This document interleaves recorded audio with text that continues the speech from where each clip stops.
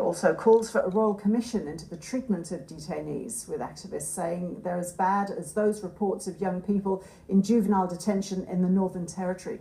With more, here's reporter Iskander Razak, who's in Melbourne. Tell us more about what these reports contain.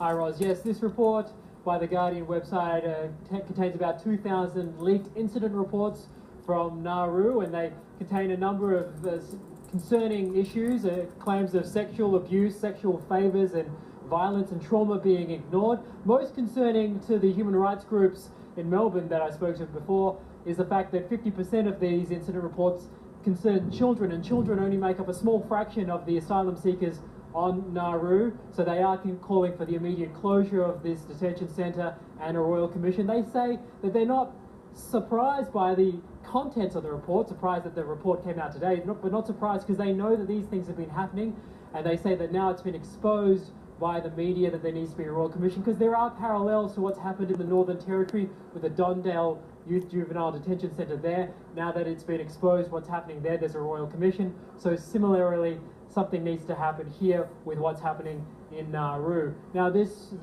Guardian report only covers a period of 2013 to 2015, and I asked the coalition of human rights groups here what is actually happening right now. Are these instances still happening? They say they actually get daily reports of concerning traumatic incidents happening still in Nauru. Let's have a listen to what of them had to say. We've had staff members on Nauru up until July this year, and the information we are receiving is that this is a matter of life and death, literally, right now for people on Nauru. They have lost all hope, and they've lost hope because they have been marooned in this environment for coming on to 4 years now. This will be their fourth Christmas or New Year's spent in Nauru. These groups say Nauru is unfit to take care of asylum seekers. Why?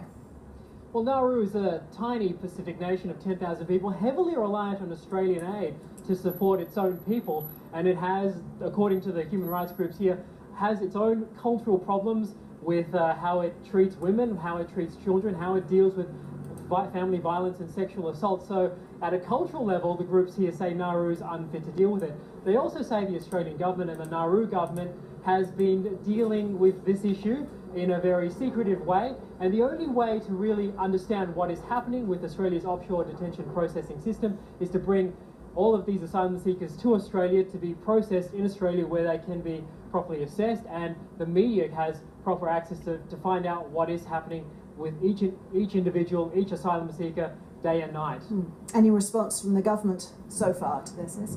As yet, no response from the government so far. Previously, though, the government has said every time there's been an incident on Nauru that they do take it seriously, that they are investigating and things are getting better. The groups here today said they've had no immediate response from the government so far, but again, they say the last time they spoke to them, and they do have raised these issues with the Australian government previously, that they're just told that their concerns are being listened to. Yes, thank you.